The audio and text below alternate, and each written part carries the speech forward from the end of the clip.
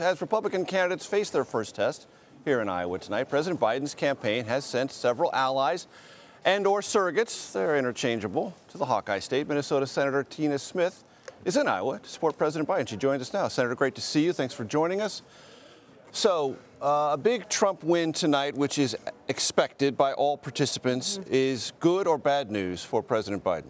You know, the reality is that all of these candidates are basically the same as far as we're concerned. And so if you look at the core issues that differentiate between these Republican candidates, President Biden, particularly I think about like on abortion rights, for example, they're all pretty much the same. So the big choice that the American public is going to be facing this November is really kind of already laid out, regardless of who wins. Iowa's an adjacent state to Minnesota. There's tremendous concern, at least on the Republican side, and I think more broadly in Iowa, about the economy. It's a concern in Minnesota. How does the president's reelection campaign combat that? Yeah, well, here's what I think. If you look at make the contrast on Republican candidates versus President Biden, I mean, Donald Trump, you know, kind of left the economy a shambles. Just last week, he was saying that he hoped the economy would tank because he thought that would be better for him in his election. He promised to make improvements to infrastructure and never got the job done.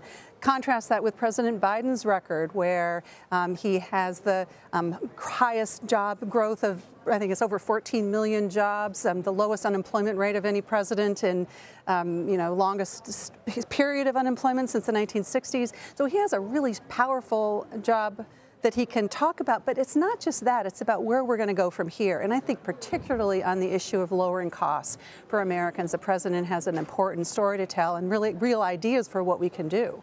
Senator Smith, as you remember, in 2016, Donald Trump came close to winning Minnesota. Yes, he did. He has circled it on the map this time around. Do you think there's any chance Donald Trump could win if he becomes the Republican nominee, Minnesota? You know, we are hell-bent to make sure that President Biden wins Minnesota. And Minnesota is like a lot of states, though. It is tough. It's going to be competitive.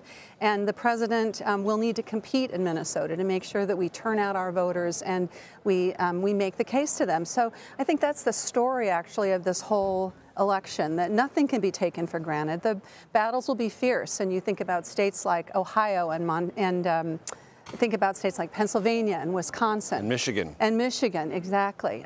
But I think that that's what elections are all about. You know, tonight will be the first night that voters actually say something beyond speaking to pollsters about what they think. And so there's a long road ahead. Nikki Haley says on her behalf that she runs ahead of President Biden by more than Trump or DeSantis and would be a more formidable Republican nominee. How do you assess Nikki Haley? Well, you know, I look at just one of the issues that I care so much about, which is the freedom that women should have to make their own decisions about their health care, including abortion. Nikki Haley has supported a 6-week abortion ban. So I think that the issues where these Republican candidates come down are just out of step with most Americans. And that is why, as the campaign gets taken to voters, I think they'll start to see that. Senator Smith, you know that there are misgivings. They show up in the polls about President Biden. Will he have enough to serve another 4 years? And that enough has a lot of different sub-definitions. There are kind of misgivings that show up in polling data that I haven't seen register for previous incumbents seeking re-election.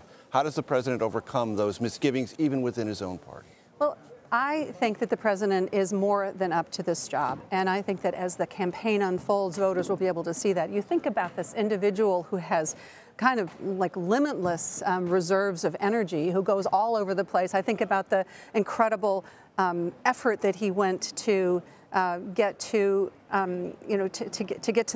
Ukraine during the initial stages of the war. And I think about the efforts that he goes to every single day in the United States to get where people are and to talk to them. So it's not about energy, and it certainly isn't about experience, because this is an individual who I think is more prepared for this role than anything else. And it's not about the ability to get things done for Americans, because he's demonstrated that. All of that is but that's the discussion we're going to have this election, and I'm optimistic about it. And very quickly, do you think that that discussion begins to clarify more Biden versus Trump after tonight? I think so. I mean, I think we'll see, and by all accounts, the former president is far ahead. We'll see what happens, and then voters will have a choice.